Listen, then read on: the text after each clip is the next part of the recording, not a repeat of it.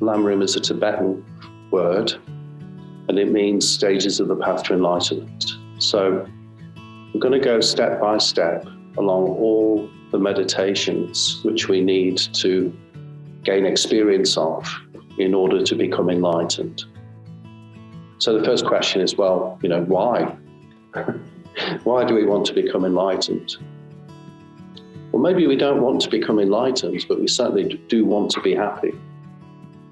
And we've normally got a very mistaken idea about what gives us happiness.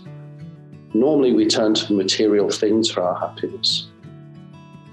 And although this can provide some short-term pleasure, it doesn't lead to real happiness, because what the Buddha said is that happiness comes from inner peace.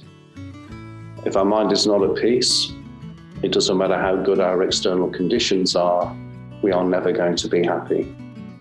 So we need the internal condition of inner peace. And that's the reason why we practice meditation. Because the purpose of meditation is to make our mind peaceful and calm.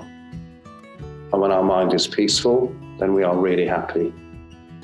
If our mind is peaceful all the time, then we'll be happy all the time. So how much happiness do we want to experience? That's the question. We want to be happy all the time. And we want the best happiness. And the best happiness is enlightenment.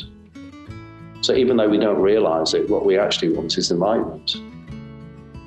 But then there's another reason why we need to meditate on the stages of the path to enlightenment, because when we become enlightened, we will have realized our full spiritual potential. We will be completely free from all faults, all limitations, and then we will have great power to help all other living beings.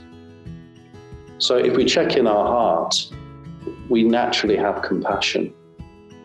When we see people struggling and in pain, we want to help them. We naturally have love. When we're happy, we naturally want to share that happiness with others.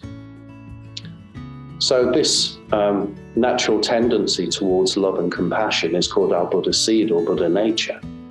And when we practice the stages of the path to enlightenment, we're practicing meditations that are going to ripen this Buddha seed.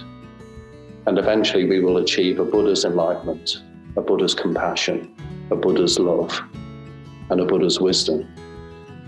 And then with this power of mind, we will then be able to help all the living beings. We'll be able to emanate whatever they need for their happiness. We will be able to appear in whatever form is of benefit to them. We'll be able to guide others along the spiritual path in the way that Buddha is guiding us.